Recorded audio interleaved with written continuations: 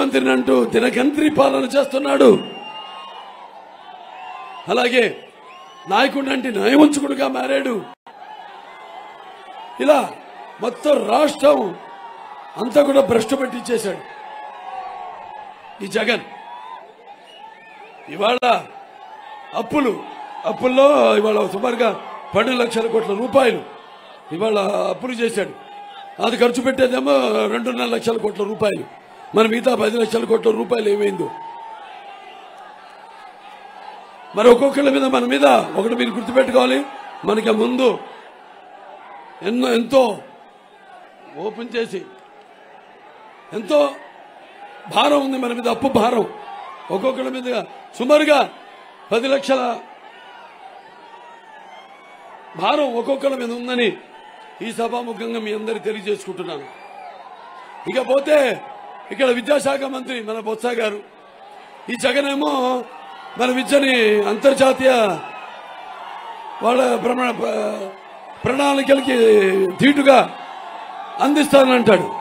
ఇవాళ చూస్తే మన రాష్ట్రం మొత్తం సుమారుగా 67,984 స్కూళ్లుంటే మరి అందులో మనకి ఇవాళ ఒక్క టీచరే ఉన్న స్కూళ్లు సుమారుగా 12,383 స్కూళ్ళు ఉన్నాయి మనకి. ఒకే టీచర్ ఉన్న స్కూళ్ళు.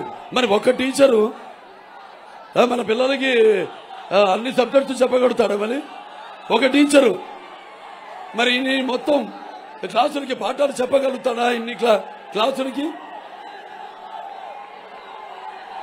మరి టీచర్లు లేని స్కూళ్ళన్నిటికేమో రంగులేస్తాడు. రంగులేసి ఏదో పెద్ద ఆర్భాటం చేస్తాడు, అంతర్జాతీయ విద్యను మీకు అందిస్తానంటూ. మరి మనం చూస్తే సుమారుగా మన రాష్ట్రంలో అటు ప్రైవేట్ స్కూల్ కానివ్వండి లేకపోతే గవర్నమెంట్ స్కూల్ కానివ్వండి 20,000 మంది టీచర్లు తక్కువయ్యారు. మరి అలాగే 5 ఏళ్లలో ఈ ప్రభుత్వం ఇది తెలిసిన ప్రభుత్వం కూడా దాన్ని పట్టించుకోకుండా నిర్లక్ష్యం చేసి ఒక్క డిఎస్సి కూడా వాళ్ళు చేసింది లేదు. అలాగే ఒక్క టీచర్ని కూడా పోస్టును కూడా వాళ్ళు భర్తీ చేసిన పాపానికి పోలేదు. మనమేమో ఏదో బయట రంగులు చూసి అదే మేడి పండు ఎలా ఉంటుంది బయట చూడడానికి చాలా బాగుంటుంది అందంగా, లోపలంతా పురుగులు. మనమేమో ఏదో మన పిల్లల్ని మంచి స్కూల్కి పంపిస్తున్నాము అని బయట పై రంగులు చూసి ఎంతో మురిసిపోతున్నాం మనం. అలాగే ఏదైతే ఈ యొక్క అది మన సర్వే ఏదైతే ఉందో మన యాన్యువల్ ఎడ్యుకేషన్ సర్వే ఏదైతే ఉందో దాంట్లో వాళ్ళు పేర్కొన్నారు ఏమని, బాబు మనకి ఉందేమో 5వ తరగతి విద్యార్థి 3వ తరగతి పుస్తకం కూడా చదవలేకపోతున్నాడని. అలాగే మన దగ్గర సుమారుగా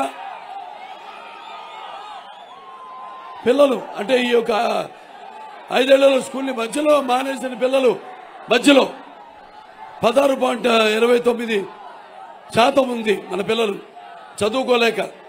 ఎందుకంటే అర్థం కాక. తర్వాత మన 2018లో సుమారుగా 39% విద్యార్థులు ఈ యొక్క ఏదైతే భాగాహారం చేయగలిగారో ఇప్పుడు వాళ్ళు చూస్తే సుమారుగా అది 29% పడిపోయింది ఈ భాగాహారం చేయని విద్యార్థులు. అలాగే 3వ తరగతి పిల్లలు వాళ్ళేమో 2వ తరగతి పుస్తకాలు చదవలేకపోతున్నారు. ఇదో ఇక్కడే ఎడ్యుకేషన్ మినిస్టర్ బొత్స గారు ఉన్నారు, ఆయన అడగండి మరి మా పిల్లల జీవితాలతో భవిష్యత్తుతో ఎందుకు ఆడుకుంటున్నాడని. ఇది ఇక్కడ జరిగే అభివృద్ధి ఈయన విద్యాశాఖ మంత్రిగా ఉంటూ. అలాగే ఇక్కడ చాలా ఉన్నాయి.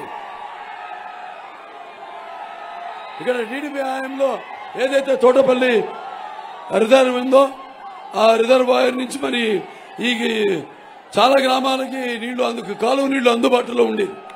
మరి ఈ ప్రభుత్వం వచ్చాక ఈ యొక్క పూడికలు తీయడం పూర్తిగా మానేసి మరి కొన్ని గ్రామాలకే పరిమితమైంది తోటపల్లి ఏదైతే కాలువ ఉందో. అలాగే వేలాది మందికి ఉపాధినిచ్చే ఈ యొక్క ఫేకర్ అంటే ఫెర్రాలాయిస్ ఏదైతే ఉందో దాని సమస్యను పరిష్కరించలేదు. పైగా ఈ యొక్క ఫేకర్ కార్మికులకు సంబంధించిన క్వార్టర్స్ అన్ని కూడా వాళ్ళని ఖాళీ చేయించి మరి వాళ్ళ యాజమాన్యంతో కుమ్ముకై సుమారుగా 25 ఎకరాలు భూమిలో వాళ్ళు లేఅవుట్ వేసి దాన్ని వాళ్ళు ఎస్టేట్ బిజినెస్ చేస్తారు. Real estate business. ఎవరు? వాళ్ళ మేనల్లుడు చిన్న శ్రీను అంటారు. అలాగే ఏదైతే ఈ రూరల్ ఎలక్ట్రికల్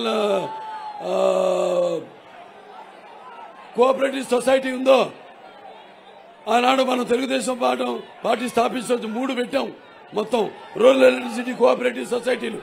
ఒకటి ఇక్కడ, ఒకటి అనకాపల్లి, మూడోది మొత్తం 3 పెట్టాం. మరి దాని ద్వారా ఇక్కడ ఈ 4 మండలాలు కూడా దాని ద్వారా మన రైతులకు కానీ ప్రతి ఒక్కరికి కానీ మన విద్యుత్ సప్లై చేయడం జరిగేది. రైతులు అవసరాలను బట్టి వాడికి ఎక్స్ట్రా కనెక్షన్స్ కూడా ఇచ్చేవాళ్ళం. మనం ఈ యొక్క ఎలక్ట్రిసిటీ కనెక్షన్స్ ఇచ్చేవాళ్ళు. మరి వీళ్ళు వచ్చారు, చాలా లాభాల్లో నడిచేది. ఇప్పుడు వీళ్ళు వచ్చారు, దాంట్లో వేలు పెట్టారు, మరి ఉద్యోగాలు అమ్ముకున్నారు, చివరికి దాన్ని నిర్వీర్యం చేసేశారు. రేపు తెలుగుదేశం పార్టీ అధికారంలోకి వస్తే తప్పకుండా దీన్ని పునరావృతం చేస్తాం. మళ్ళీ అందరూ కూడా నాణ్యమైన విద్యుత్తుని సరఫరా చేస్తామని మీ అందరికీ తెలియజేసుకుంటున్నాను. అలాగే ఈ యొక్క అధికార పార్టీ నాయకులు పరితెగించి అక్రమంగా ఇసుక రవాణా చేసి చంపావతి ఏదైతే నది ఉందో దాన్ని గుల్ల చేశారు వీళ్ళు. అలాగే ప్రతి పనిలో వాటా ఇవ్వాల్సిందే, లేకపోతే మీకు టాటా అంటున్నారు వాళ్ళు. ఇక్కడి నుంచి మీరు టాటా అంటున్నారు, మిమ్మల్ని సాగనంపాలని. మీ జగన్ లక్ష్యం కూడా అదే ఇక ముందు. ఎందుకంటే ఈ ఏదైతే ఈ ధరలు పెంచేసి ఆకాశానికి అంటుకుంటున్నాయో, విద్యుత్ ఛార్జీలు అయితేనేమి 7 సార్లు పెంచాడు, ఆర్టీసీ ఛార్జీలు 5 సార్లు పెంచాడు. అలాగే ఈ యొక్క పెట్రోల్ ధరలు, డీజిల్ ధరలు అయితేనేమి, లేకపోతే ఇంటి పన్ను, ఆస్తి పన్ను, నీటి పన్ను, చివరికి చెత్త మీద కూడా పెంచేసి చివరికి మన మీద 10 లక్షల రూపాయలు ఒక్కొక్కడి మీద ఈ అప్పుల భారం మోపి మనం చివరికి రాష్ట్రాన్ని వదిలి టిడ్కో ఇళ్లు కట్టించాం. ఆనాడు తెలుగుదేశం అధికారంలో ఉన్నప్పుడు ఒక్క టిడ్కో ఇళ్ళైనా ఎవరికైనా పంచిచ్చాడా? ఒక్క రోడ్లో ఒక్క గోతునైనా మట్టితో పూడ్చాడా? ఒక్క రహదారైనా నిర్మాణం చేశారా? ఒక్క సీసీ రహదారైనా నిర్మాణం చేశారా? ఒక సీసీ డ్రైన్ అయినా వేశారా? ఇది వాళ్ళ భవిష్యత్తు కార్యాచరణ ఏంటంటే మనమంతా కూడా ఈ యొక్క రాష్ట్రాన్ని వదిలిపెట్టి వెళ్లిపోవాలి. అతనికి కావాల్సింది అదే అతని భవిష్యత్ కార్యాచరణ. అలాగే ఈ యొక్క ఆంధ్ర ఫెర్రాలాయిస్ ఏదైతే ఉందో దాన్ని మరి ముగించి వేసి అక్కడ యాజమాన్యాన్ని బెదిరించి ఈ ఏదైతే 40 ఎకరాలు ఉందో ఆ భూములను తన కుటుంబ సభ్యుల పేరుతో రిజిస్ట్రేషన్ చేయించాడు. ఇది వీడు చేసే ఇక్కడ నిర్వాహకం. అలాగే ఇప్పుడు ఇక్కడ బొత్స గురించి చెప్పాలంటే ముందు ఇక్కడ స్కాములు అంటే అక్రమ స్కాములు లేకపోతే అంటే ముందుగా ఈ మ్యాంగనీస్ మైనింగ్, అది బోగస్ లైసెన్స్, లేకపోతే లైసెన్స్ లేకుండా మైనింగ్ చేయడం, లేకపోతే ఇష్టొచ్చినట్టు వాళ్ళకి మైనింగ్ చేయవలసిన దానికంటే కూడా 200 రెట్లు మైనింగ్ చేయడం, దాన్ని ఒరిస్సా సీపోర్ట్ ద్వారా తరలించడం. అలాగే ఒక రోజులో కోట్ల రూపాయలు కొల్లగొడుతున్నాడు ఈ బొత్స సత్యనారాయణ గారు. ఇవన్నీ కూడా మనం పరిగణనలో తీసుకుని ఏదైతే రేపు ఎన్నికలు జరుగుతున్నాయో మరి ఆనాడు తెలుగుదేశం చేసిన సంక్షేమ అభివృద్ధి కార్యక్రమాలన్నీ కూడా ఆనాడు మరి ఎస్సీలు ఉన్నారు. ఆనాడు ఎస్సీల మీద వీళ్ళు చేయని దౌర్జన్యం లేదు. ఆనాడు తెలుగుదేశం పార్టీ అధికారంలో ఉన్నప్పుడు మరి 25 పథకాలని ఎస్సీల అభివృద్ధి కోసం, సంక్షేమం కోసం ప్రవేశపెడితే మొత్తం ఎస్సీ సబ్ ప్లాన్నే రద్దు చేశాడు. మొత్తం 25 పథకాలు పోయాయి. మరి ఎస్సీలు అధికారంలోకి వచ్చాక వాళ్ళ సంక్షేమాన్ని పట్టించుకోకుండా అలాగే వాళ్ళ యొక్క జీవితాలతో అంటే వాళ్ళని చిత్రహింసలు చేసిన సంఘటనలు ఎక్కువ కనిపిస్తున్నాయి. అప్పుడు మనం చూస్తే మరి మన ఈ కోవిడ్ విపత్కర సమయంలో ఆ డాక్టర్ సుధాకర్ని ఏదో మాస్క్ అడిగిన పాపానిగా ఆయన్ని మనోక్షోభ పెట్టి మరణానికి కారకుడయ్యాడు. అలాగే జడ్జి రామకృష్ణ గారు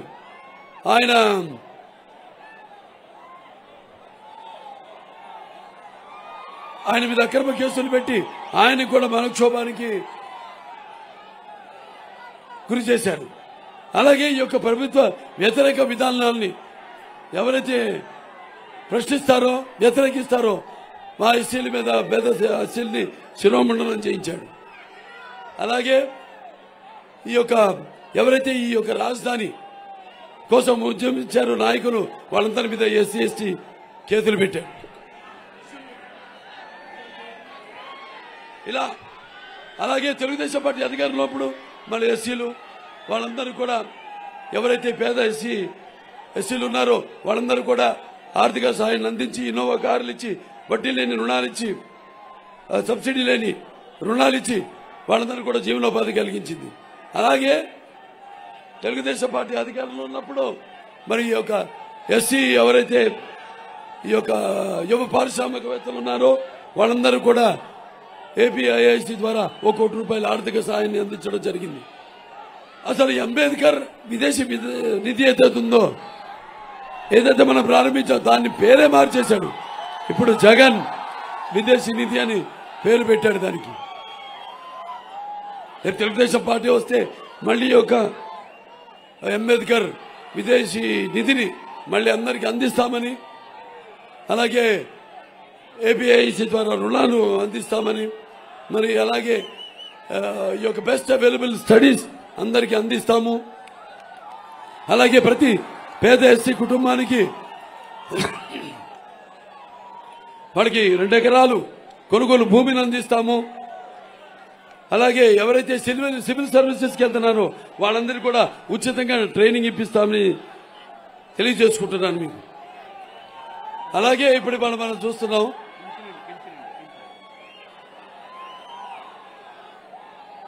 ఇవాళ మనం ఈ యొక్క సూపర్ 6 అన్న మేనిఫెస్టోతో మీ ముందుకు రావడం జరిగింది. అతనేమో మనం అప్పుడు మొత్తం ఫైనాన్స్ కార్పొరేషన్ అన్నిటికీ అంటే అది బీసీ కావచ్చు, ఎస్సీ కావచ్చు, ఎస్టీ కావచ్చు, మైనారిటీస్ కావచ్చు, ఆనాడు 75,000 కోట్ల రూపాయలు వీటిలన్నిటికీ మంజూరు చేయడం జరిగింది. ఇవాళ మొత్తం ఖాళీ చేసేసాడు, మొత్తం అన్ని మరలించేశాడు. డబ్బంతా దేనికి మరలించాడు? ఇక ముందు ఎన్నో మాయలు మోసాలు. ఇక ఒకవేళ అధికారంలోకి వస్తే రాడు. ఇవాళ కనపడుతుంది మీ అందరిలో కూడా, ఎక్కడికి వెళ్ళినా కూడా అక్కడ రణగుండ పని. అందరు కూడా ఇవాళ ఇప్పుడున్న పరిస్థితులు, రేపు మన భవిష్యత్ ఏంటి, మన రాష్ట్ర భవిష్యత్ ఏంటి, మన భావితరాల భవిష్యత్తు ఏంటి అన్న ఒక ఉద్యమం స్ఫూర్తితో ఉన్నాను మీరంతా కూడా. ఇక ముందొస్తే మాయలు మోసాలు, కుతంత్రాలు, కుట్రలు, అలాగే ఈ ముందు 100 ఏళ్ల వరకు ఈ ప్రజలకి దొరకకుండా ఈ యొక్క ఇసుక పాత్రలు తవ్వడం, అలాగే చీప్ లిక్కర్ పేరుతో ఏదైతే జే బ్రాండ్ మద్యాన్ని వరదల్లా పారించడం, లక్షల కోట్లు దోపిడీ చేయడం, అలాగే ఈ యొక్క ప్రభుత్వం తయారు చేసే ఈ యొక్క కల్తీ మద్యాన్ని తాగించి ఆడపడుచుల యొక్క తాలిబొట్లను పెంచడం, ఇదే అతను చేసేది. మనం ఒకటే చెప్పాలి, రేపు ఎన్నికల్లో కాసుకో జగన్, ఇక నీ పొగరు నడుము విరిచే రోజు వచ్చింది, అలాగే నీ యొక్క ఈ అహం మెడలు విరిచే రోజు వచ్చింది, అలాగే నీ అణువులో ప్రవహించే ఈ యొక్క ఏదైతే అరాచకం అంతమయ్యే ఈ యొక్క సమయం దగ్గర పడింది, యుద్ధం మొదలైంది. అలాగే నేను నీ అన్న నీ అధికార మదమే, అహంకారమే నీ యొక్క మదం నీ యొక్క నడుమును విరిచి నీ యొక్క మందం కొమ్ములను వంచి నీ బ్రతుకు ఏపాటిదో చెప్పే ఈ యొక్క సునామీ యుద్ధం మొదలైంది, రాబోతుంది. ఇంతవరకు మరి కళ్ళు మూసుకుపోయి ఒళ్ళు మరిచి నీ ఇష్టం వచ్చినట్టు పరిపాలన సాగించి మరి ప్రజలను మట్టి కరిపించి మరి చేసిన నీ దుర్మార్గపు పాలనకు మరి ప్రజలంతా ఒకటై నిష్ఠాను దీక్షగా అతన్ని మట్టిలో కలిపేసి అతనికి మరి మన ఉనికిని తిప్పికొట్టేతన్ని మన ఉనికిని మనం ఎంత కఠోర దీక్షతో మనం కాపాడుకుంటామో రేపు మన ఎన్నికల్లో మనం అతనికి బుద్ధి చెప్పాల్సిన సమయవాసనమైనది. ప్రతి నరనరలో ప్రతి నరనరలో ప్రతి అణువణువులో ప్రతి రక్తపు పట్టులో అపజయాన్ని అంగీకరించి అలాగే అతన్ని చీకొట్టేలా చేసి తిప్పి కొట్టే పోటు ఎలా దాని రుచి ఎలా ఉంటుందో చూపిస్తాము అని మీరంతా ఒక సుశిక్షితులైన సైనికులుగా సంసిద్ధులు కావాలని కోరుకుంటున్నాను. ఇవాళ చూస్తున్న బొత్స ఆయనేమో మొదలైంది ఒక లిక్కర్, దాని తర్వాత ఈ భూ కబ్జాలు, దాని తర్వాత రైతులు ఒక 80 సంచులు పండిస్తే దాంట్లో 7 సంచులు దొబ్బేయడం. మరి వాళ్ళేమో ఏమి విద్యనేమో ఎవరికి అందనివ్వకూడదు, విద్య అందితే మరి ప్రశ్నించే ఒక ఆలోచన రేకెక్కుతుంది అని ఆలోచనతో మరి మనం చూస్తున్న రాష్ట్రంలో ఎలా అయితే అతను మాట ఇచ్చాడో ఈ యొక్క జాబ్ క్యాలెండర్ సంవత్సరానికి ఏదైతే విడుదల చేస్తానన్నాడో కల్లుబలు కబుర్లు చెప్పి యువతని మరి గంజాయికి డ్రగ్స్ కి అలవాటు చేసి ఎలా మోసం చేశాడో కనపడుతుంది మనకి. తెలుగుదేశం పార్టీ ఈనాడు మళ్ళీ ఈ యొక్క సూపర్ 6 మేనిఫెస్టో మీ ముందుకు వచ్చింది. మొన్ననే ఇంకా మెగా మేనిఫెస్టోని కూడా విడుదల చేయడం జరిగింది. అంటే ప్రతి మహిళ, మీరు గుర్తుపెట్టుకోవాలి మహిళలు, మీ అందరికి ముందు ప్రతి బిడ్డకి 15,000 ఇస్తానన్నాడు, చివరికి ఒక బిడ్డకి ఇచ్చాడు. ఇప్పుడే తెలుగుదేశం అధికారంలోకి వస్తే మరి మహిళలకి మీ అందరూ కూడా ఉచితంగా 3 గ్యాస్ సిలిండర్లు, అలాగే మహిళలకు ఒక 1,500 రూపాయలు నెలకి, అలాగే ఈ యొక్క చదువుకునే బిడ్డకు ప్రతి బిడ్డకు ఎంతమంది బిడ్డలుంటే ఒక కుటుంబంలో అంతమంది బిడ్డలు కూడా 15,000 రూపాయలు, అలాగే ఈ జాబ్ క్యాలెండర్లు 20 లక్షల ఉద్యోగాలు, అలాగే నిరుద్యోగ భృతి 3,000, అలాగే డ్వాక్రా మహిళలు ఎవరితో వాళ్ళకి 3 లక్షల నుంచి 10 లక్షల దాకా వడ్డీ లేని రుణాలు, రైతులకు సంవత్సరానికి 20,000 బీమా, అలాగే పెన్షన్లు, వికలాంగులకు 6,000 రూపాయల పెన్షన్, అలాగే రేపు ఏప్రిల్ నుంచి ఈ యొక్క వృద్ధాప్య పెన్షన్ 4,000 రూపాయలు. ఇవాళ ఇంత మనం 25 సుమారుగా 25 సంవత్సరాలు వెనకబడ్డాం. అయినా ఆనాడు మనం వచ్చాం కట్టుబట్టలతో. ఈ మానవాడేమో ఈ యొక్క రిషికొండను చూస్తున్నాం మనం ఎలా దాన్ని తవ్వి తన ఒక ఖండకావరం ఎంత ముదిరిపోయిందో చూస్తున్నాం మనం. ఇవాళ ప్రశాంతమైన ఈ ఉత్తరాంధ్రను ఎంత భయభ్రాంతులకు గురి చేస్తున్నారో వీళ్ళు మీరే ప్రత్యక్ష సాక్షులు. మరి మీరు ఇవన్నీ దృష్టిలో పెట్టుకుని ఏదైతే ఈ యొక్క ఎన్నికల మేనిఫెస్టోతో వచ్చామో ఆనాడు ఎలాగైతే మన కట్టుబట్టలతో అవిభక్త రాష్ట్రం నుంచి మనం ఆంధ్ర రాష్ట్రంగా విభజించబడి మనం వచ్చామో, ఎలాగైతే ఆ లోటు బడ్జెట్ పూడ్చామో, ఎలాగైతే మన తరతర ఆదాయాన్ని ఆనాడు మనం పక్క రాష్ట్రం తెలంగాణకి ధీటుగా వాడిని మించి కూడా మనకు తరతర ఆదాయాన్ని తీసుకెళ్లారు. అలాగే ఈ యొక్క ప్రపంచ దేశాలకే విజన్ కి ఒక ఆదర్శం చంద్రబాబు నాయుడు గారు. ఎన్నో ఇండస్ట్రీస్ వచ్చాయి, పరిశ్రమలు వచ్చాయి మన రాష్ట్రానికి. కొత్తవి రాగిపోగా కొన్ని ఉన్నవి కూడా వదిలి వెళ్లిపోయాయి మన రాష్ట్రాన్ని. అమర్ రాజా బ్యాటరీస్ కావచ్చు, లేకపోతే కియా సంస్థ మా హిందూపూర్ దగ్గర మరి అక్కడ ఇండస్ట్రీ వచ్చింది. కియా ఇండస్ట్రీ 17 అనుబంధ సంస్థలు రావాల్సింది, మొత్తం 17 అనుబంధ సంస్థలు కూడా వెళ్లిపోయాయి. ఇలా ఎవరికి వాళ్ళు వీళ్ళు చేసే పెత్తనాలు అయితేనేమి వాళ్ళ మీద వాళ్ళు ఏదైతే వాళ్ళ దాంట్లో వీళ్ళు ఈ పెద్ద ముడుపులు తీసుకోవడం అయితేనేమి వాడిని భయభ్రాంతులకు గురి చేయడం అయితేనేమి ఇవన్నీ సహించలేక అందరూ మొత్తం ఈ రాష్ట్రంలో ఉన్న పరిశ్రమలు ఇక్కడ విశాఖపట్నంలో సారి 3 ఆర్థిక సదస్సులు పెట్టడం జరిగింది. అప్పుడు ఇక్కడ మనం అమరావతి కోసం ఎవరైతే రైతులు వాళ్ళ భూములను త్యాగం చేశారో వాళ్ళని అవహేళన చేస్తూ ఆనాడు ఏదో పెయిడ్ ఆర్టిస్ట్ జూనియర్ ఆర్టిస్ట్ అన్నాడు. మేము అసెంబ్లీ సాక్షిగా అడిగాము, ఏమయ్యా మీరు మొన్న 3 సదస్సులు పెట్టారు కదా విశాఖపట్నంలో, మరి ఆ సదస్సులకు సంబంధించిన ఎంఓయూలు ఏదైతే మీ ఒప్పందాలు గుర్తించుకున్నారో అసలు ఎంత పెట్టుబడులు వస్తాయి రాష్ట్రానికి చూపించమంటే లేదు, దానికి సమాధానం లేదు, చూపించరు. అందుకంటే మరి ఎవరు పెయిడ్ ఆర్టిస్ట్ అన్నది మీరే తేల్చాలి, మీరే నిర్ణయించుకోవాలి. ముందేమో అసలు 3 సంవత్సరాలు పరిపాలన చేతకాక ఈ 3 రాజధానులని పప్పం గడుపుకున్నాడు. ఆ తర్వాత ఏమో నవరత్నాలంటూ మొత్తం అప్పుల పాలమయం చేశాడు మన రాష్ట్రాన్ని.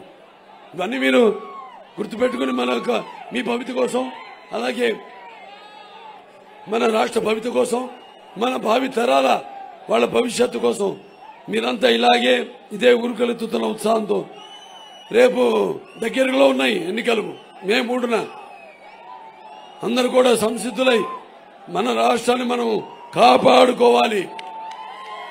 లేదా నేను చెప్పాను మనల్ని కూడా ఉంచండి రాష్ట్రంలో.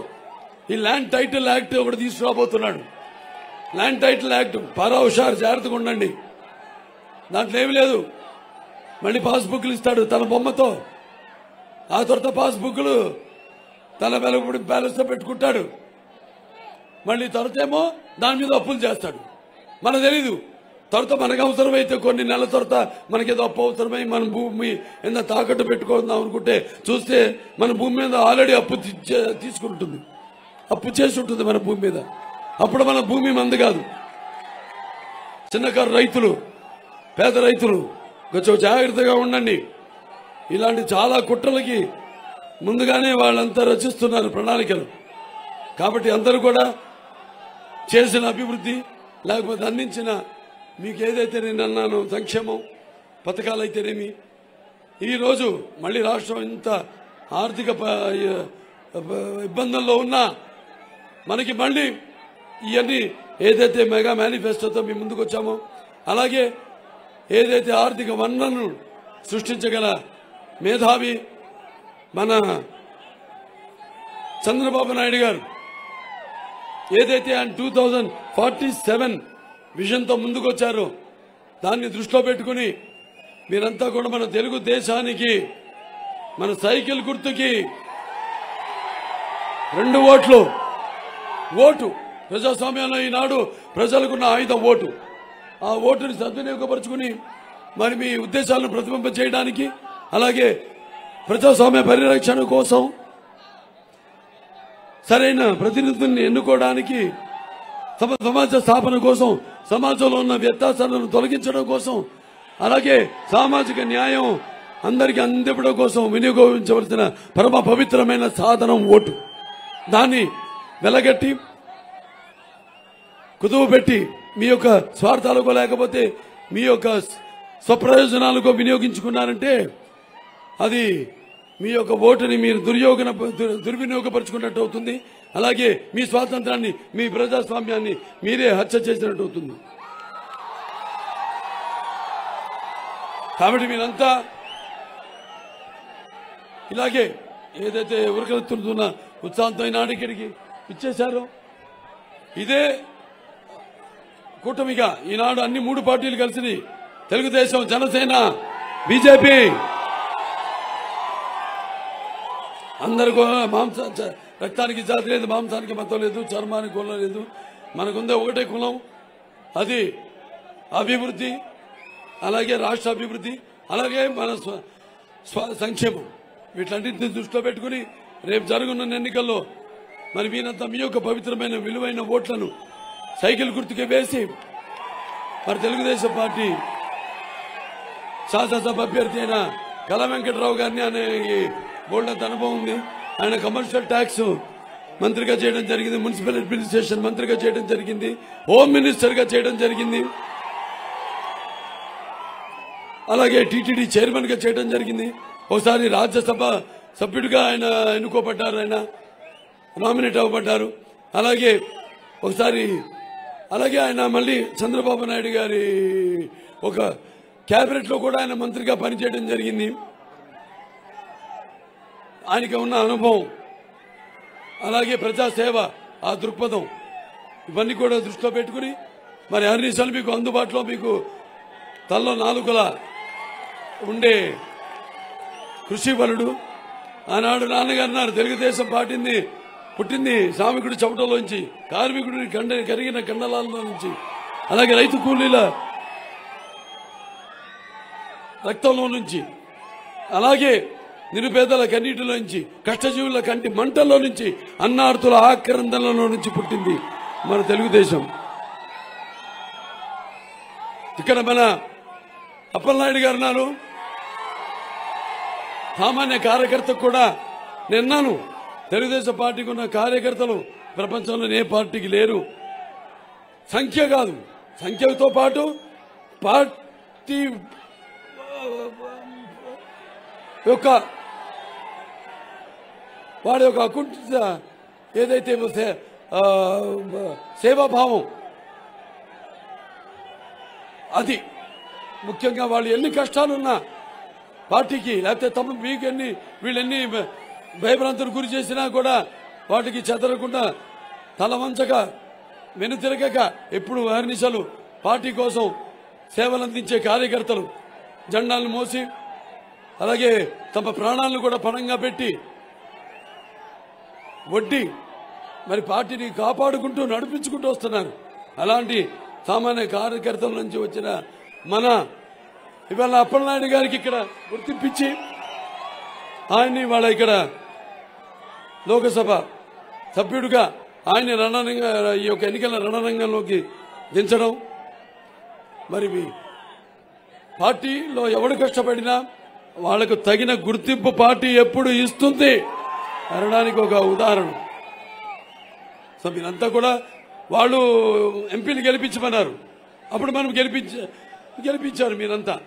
తర్వాత ఏమైంది, వాళ్ళు మన రైల్వే జోన్ తీసుకోవడంలో విఫలమయ్యారు.